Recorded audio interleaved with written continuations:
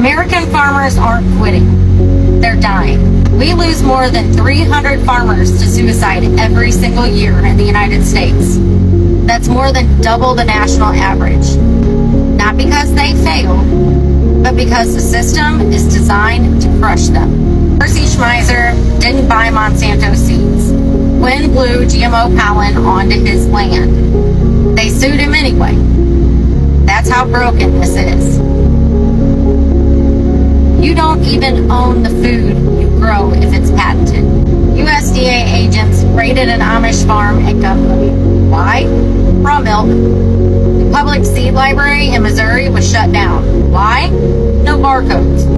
You think you're free to farm? Try selling beef without USDA approval. Try saving your seeds. Try skipping vaccines for your livestock. Try doing it your way and watch what happens. This isn't about food safety. It's about control. Control the seeds, control the food, control the food, control the people. And that's exactly what they're doing. Hey everyone, welcome back to the channel. Now if you're new here, don't forget to hit that subscribe button, smash the share and ring the notification bell so you never miss when we drop the truth, fresh, hot and seasoned with a little sarcasm. Okay, now let's talk about the latest episode of FAFO, MAGA edition. Yeah, it's happening again. The same folks who cheered at Trump rallies, waving Make America Great Again flags, and now they are now standing in empty barns, wondering why their soybean can't cross the borders anymore. Spoiler alert, it's called tariff. And it turns out when you start trade wars for political points, farmers end up paying the prices. Multiple different farmers across the United States are admitting that Donald Trump's tariffs are absolutely crippling them. If this continues, they're going to go bankrupt at rates we've never seen in American history. Listen to them. Fertilizer and seed and diesel fuel, all of these things have just about tripled in price. And I'm selling my commodity for the same thing I was in the 80s. I've never seen anything like this.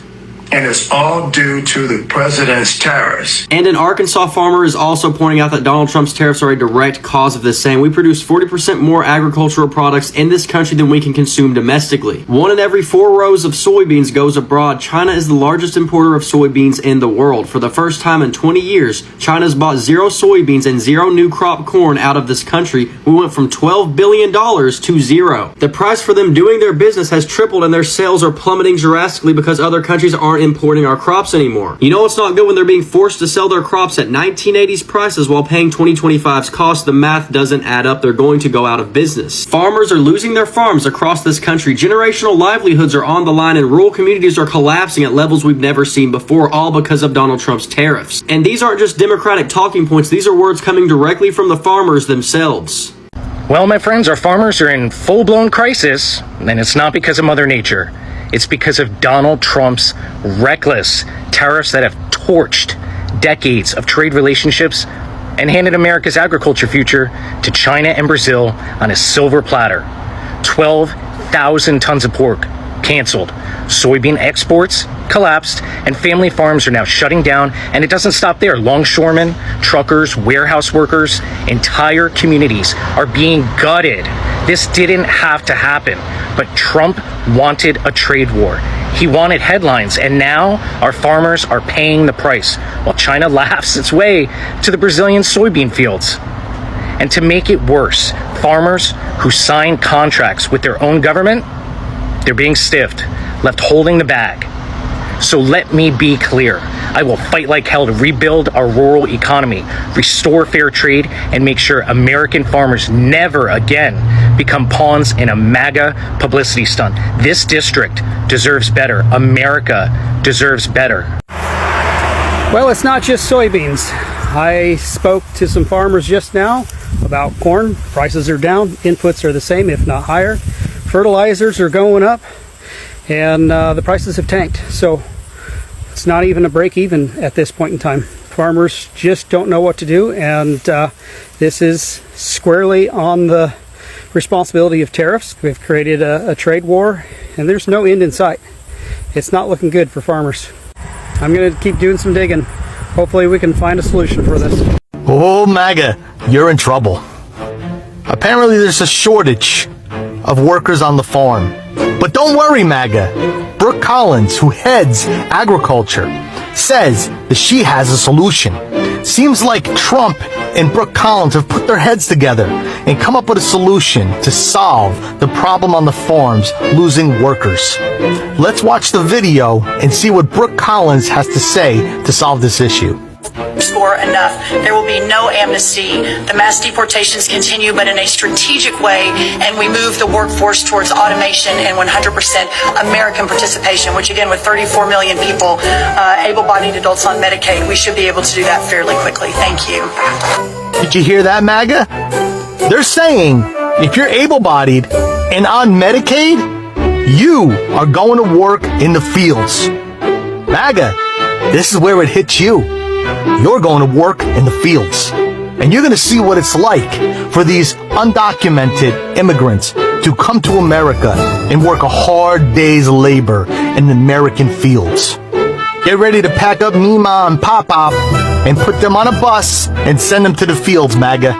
That's what you voted for, and that's what you deserve. Tell me what you guys think about this in the comments. Have a day. There is a farmer who is going super viral right now because he's making many videos about how he's in trouble due to the current administration and how he might lose his farm, which is, of course, devastating, and nobody wants to lose their farm. And if you look at the comment section and you look at his follow-up videos, it's abundantly clear that he never bothered to consider Project 2025 or the plans that Trump clearly had for small farmers. How long were we sounding the alarm bells for Project 2025? How many videos have I personally made educating people on Project 2025? It is devastating and not at all surprising how you all voted against your own interests and now you're complaining about it. I swear Nebraska is the poster child for fuck around and find out. Their first FAFO moment was when their farm workers were deported by ICE because they thought it wasn't going to happen to them. I mean, they voted for Trump, but they didn't think that they were going to come and deport their workers. And ICE is like, no, anyone that's brown, we're just going to deport them because whatever. So then, Nebraskan farms are like, wait, no, we need those people. Otherwise our farms are going to go bankrupt. And they're like, don't really care. So their second FAFO moment came today as soon as the House bill passed, and Curtis Medical Center in Curtis, Nebraska announced that it's closing. And there are 6 other rural hospitals that are planning to close with these Medicaid cuts.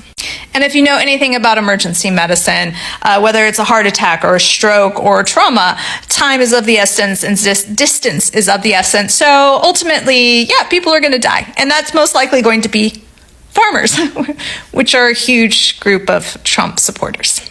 Now, don't get me wrong. The House of Representatives said, hey, we have a kitty. We're going to do a little bank to help rural hospitals. And what we're going to do is we're just going to tax state hospitals more. Well, that's not taxing the hospital. That's taxing the people that go to the hospital. So in one hand, they're going, oh, we're giving, we voted for this bill because we're giving tax cuts to Nebraskans, but then we're going to raise your taxes, Nebraskans, when you go to the hospital or you receive any services, right? It's all good.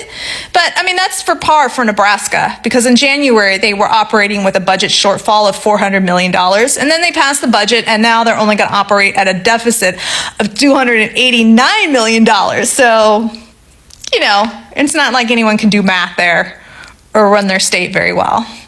But they seem to think Republicans are great, doing a lot for them as they run their state into the ground. Keep doing what works for you, I guess. I don't know. Fuck. So we've all heard that the job numbers came in, right? And only 22,000 jobs were added.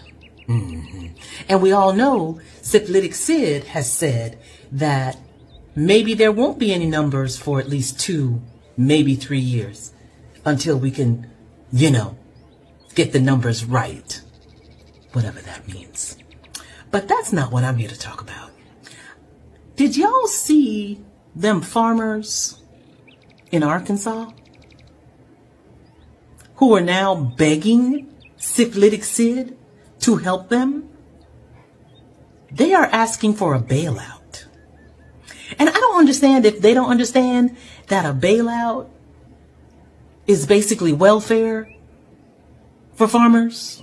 Now, mind you, I got no issues with farmers, right? Because without them, we wouldn't have, cabbages, broccoli, whatever, vegetables, right? Right, green beans, vegetables, tomatoes, whatever. But the fact that... Hey y'all, it's Mick. It's Friday afternoon, and welcome to my Mick Talk.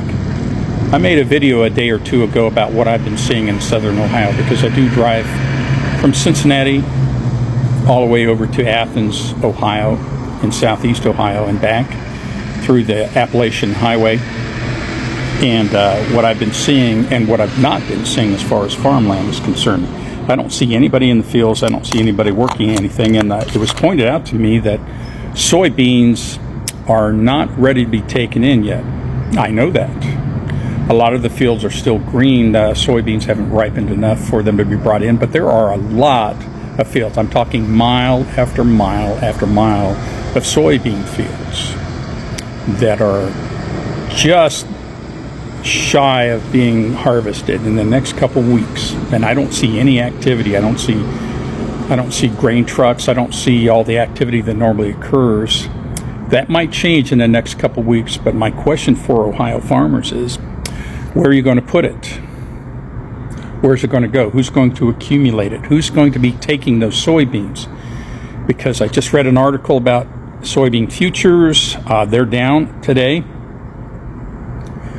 The South China Morning Sun is reporting on the lack of contracts being ordered by China.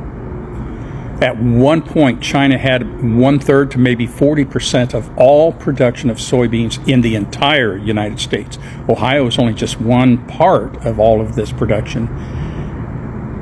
Last year had dropped down to about 25% of United States production of soybeans. As of today, zero. There are no contracts for the purchase of soybeans from the United States. 25 to 40% of all soybean production to one source or one end, and that being China, going nowhere. So by the time your soybeans are ready to be brought in, harvested, put on grain trucks, and shipped somewhere, there's no place for it to go. If you're not there, if you're not first in line to get your soybeans, you're not going to get paid for it, and there's going to be no place to store it. So I'm going to be watching with interest to see whether the soybeans are even brought out of the fields, because if you can't sell it, you can't ship it to anyone. If nobody will take it from you, is it going to be worth it for you to get the tractors out, to use the diesel necessary and put all the effort, get the trucks, the grain trucks to come in so you could fill them up, if they're going to go nowhere? Where's it going to go? This is the find out portion of the FAFO moment here in southern Ohio. And I'm telling you, everybody here in southern Ohio is all, this is excellent Trump land. And they're just expecting everything's going to be normal. I can't wait to see. So the soybeans should be brought in. If it's not out of the field here by the next 2 to 4 weeks, I don't know that it's going anywhere. So what are you going to do with the soybeans when you can't ship it? Are you going to plow it under? You're going to wait a year and hope that it's okay? Is this the year that you're not going to be able to make any money whatsoever? The federal government's not bailing you out. They're not making any effort to ship it to anywhere else. USAID's gone. If you're a commodities farmer and you're wanting these soybeans to go somewhere, I'd like to know, where do you think it's going to go? Who are you going to sell it to, and where are they going to store it? Because you can't put it in railroad cars. You're going to have to pay for that storage. If nobody's going to buy it, how can you afford to pay for the storage? It's not going to go onto ships. It's going nowhere. It's not going to go on the trains because it's going to go nowhere, and you're not going to be able to afford to leave it on there, and it's going to spoil wherever it is. Where do you think it's going to go? Now, they're holding out hope that somehow Trump is going to finesse China into buying all of the soybean production they normally do. I think you should start holding your breath right now. Start holding your breath for when that actually happens.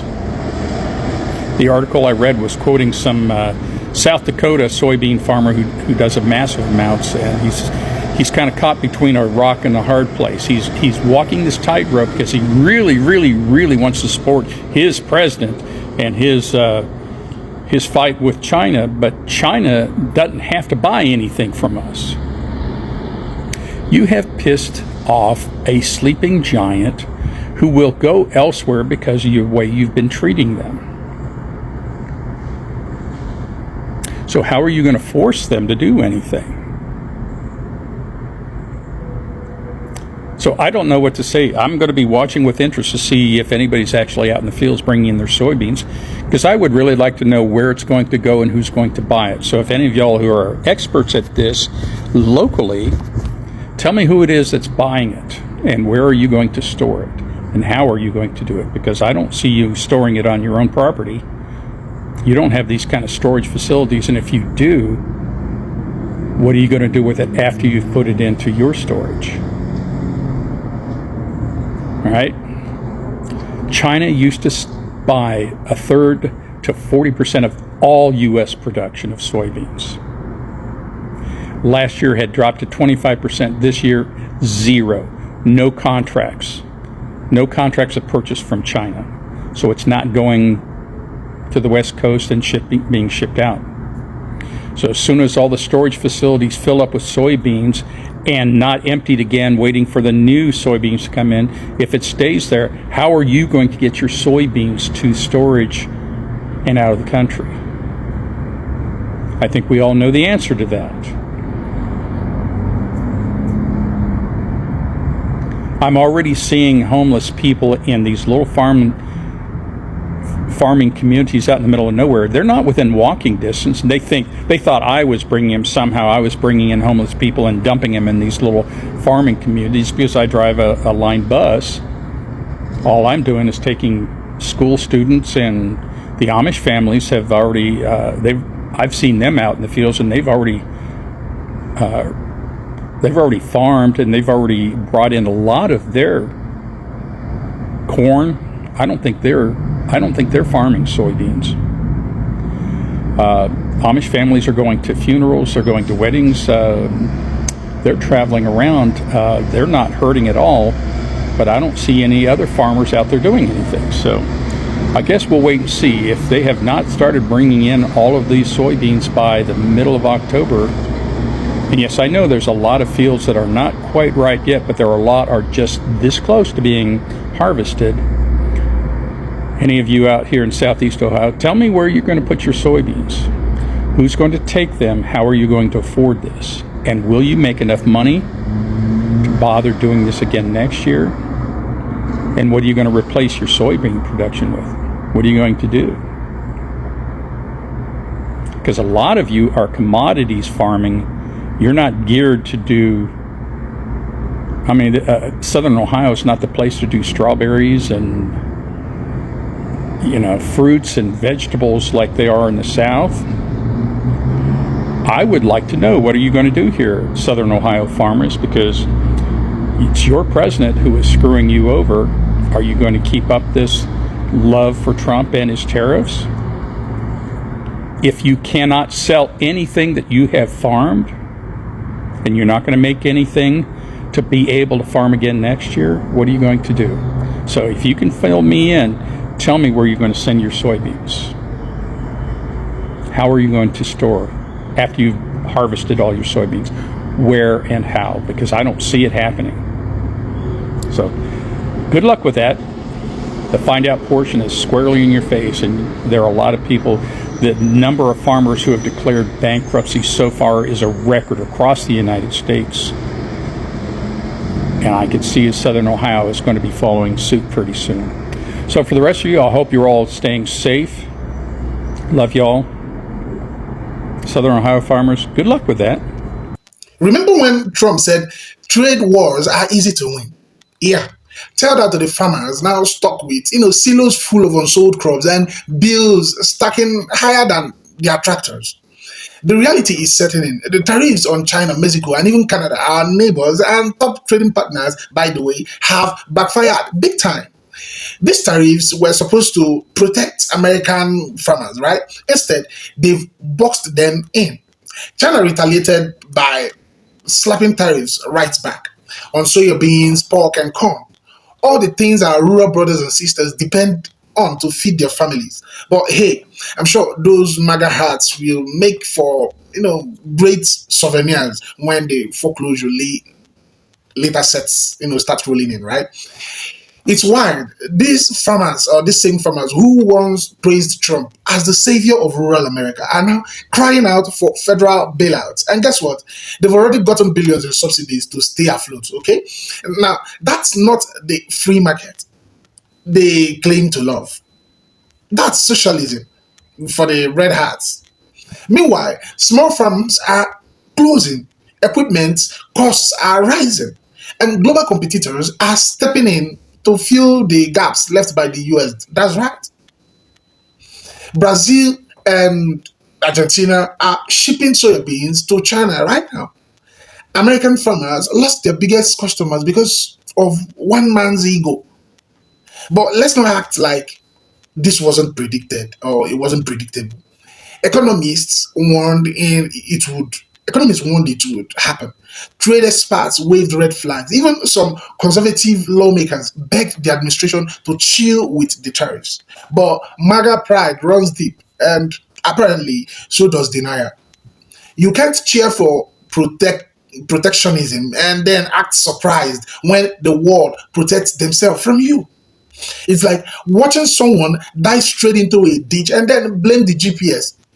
Now, Trump's GPS was set to ego routes, and those farmers followed him every mile. And now, with Trump floating the idea of more tariffs, they are still lining up to vote for him again. You almost have to respect their commitment because not that their livelihoods, okay? But to the illusion that he's still fighting for them. Now, at this point, it's not just bad luck, it's cause effect. You can't keep lighting fires, acting shocked when your barn burns down. MAGA farmers are learning the hard way that slogans don't sell crops and tariffs don't pay bills. So here's the question. When they finally wake up and realize that loyalty to a political personality doesn't keep your farm running, how many more seasons of this or seasons of loss will it take before they say, maybe we got played? Or better yet, will they ever admit it at all? Now, let's talk about this. Drop your thoughts in the comment section. Do you think MAGA farmers will ever hold Trump accountable for their economic downfall? Or will they just keep blaming everyone else? And if you were in their boots, would you still stand by a man who wrecked your business? Now, as always, hit that like, share this video, and share the video with someone who needs to hear it, okay? And don't forget to subscribe for more sharp commentaries and honest conversations. And until next time, keep thinking, keep questioning, and keep watching as the truth keeps unfolding. Credit belongs to original creators. I'll see you guys on my next video.